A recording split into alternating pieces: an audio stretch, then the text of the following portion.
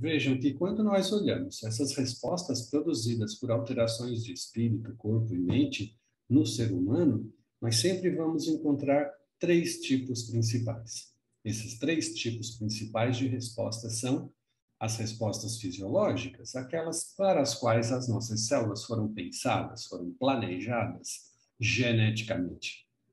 Isso significa que nós vamos ter movimentos celulares para a manutenção da homeostasia, do equilíbrio e da resposta funcional.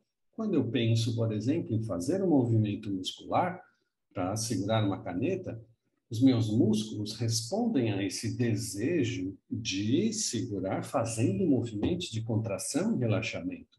Então, isso é uma resposta fisiológica funcional. O equilíbrio é mantido depois que nós estabelecemos o movimento já desencadeado por esse estímulo cerebral dentro da célula muscular esquelética. Isso significa que ele vai produzir uma resposta ao nível tecidual a partir da movimentação unicelular de cada uma das fibras que vão responder a essa percepção do estímulo. Mas que depois do estímulo gerador da resposta cessar, a gente vai ter, então, o reequilíbrio funcional dessa célula, sempre tendendo a ambientes homeostáticos. Efetivamente, nós vamos ter respostas que são ainda chamadas de adaptativas, nas quais é uma condição externa percebida, um estímulo gerado acima daquela resposta fisiológica padrão, e que leva à necessidade das nossas células de adaptação, de correção ou de regulação.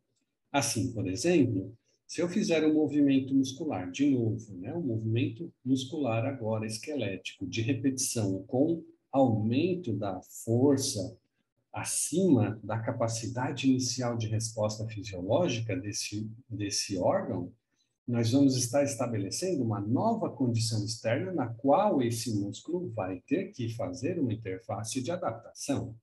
E essa adaptação vai promover, por exemplo, ao nível muscular esquelético, como é o nosso exemplo, vai promover uma hipertrofia muscular.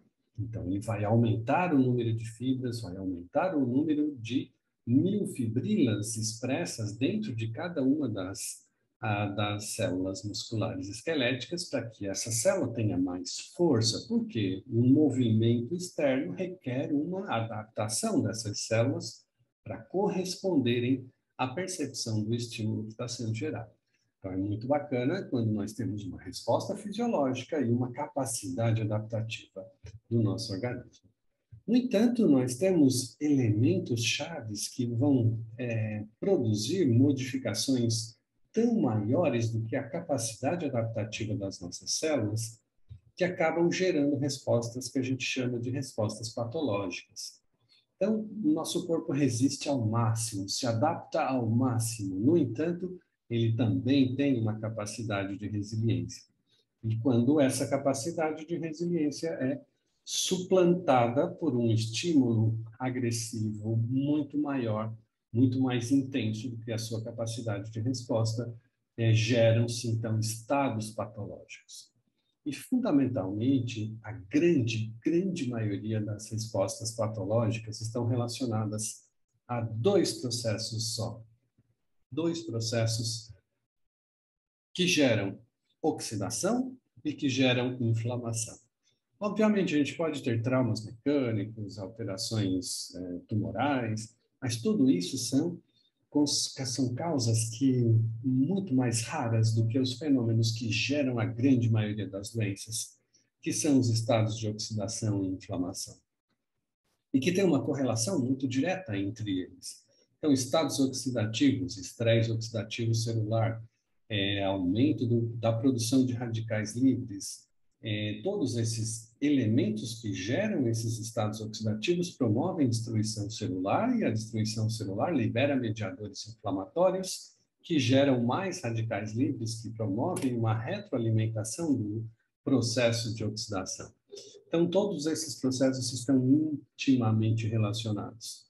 Nós vamos perceber que, para esses processos, são necessários tratamentos. E aí nós precisamos fazer a intervenção do tratamento integral, porque não basta apenas tratar sintomaticamente o paciente. Ah, o paciente tem dor, vamos dar um analgésico. O paciente tem depressão, vamos dar um antidepressivo. O paciente tem ansiedade, vamos dar um ansiolítico. Há que se estudar as causas geradoras desses sintomas, porque na verdade são todos sintomas que foram conjuntos de sintomas que foram agrupados e nominados como uma determinada doença, mas que na verdade são consequências de uma causa principal que está gerando esse conjunto de modificações. E aí nós precisamos, dentro do olhar integrativo e do tratamento integral, estabelecermos tratamentos que, obviamente, melhorem a condição sintomatológica inicial do paciente, manifestada durante a anamnese desse paciente, mas que nós tenhamos também um olhar capaz de estabelecer uma cura sistêmica, um tratamento mais sistêmico. E, obviamente, no olhar integral, a evitar as condições que levaram a essas causas é fundamental para que a gente possa manter a saúde plena dos pacientes.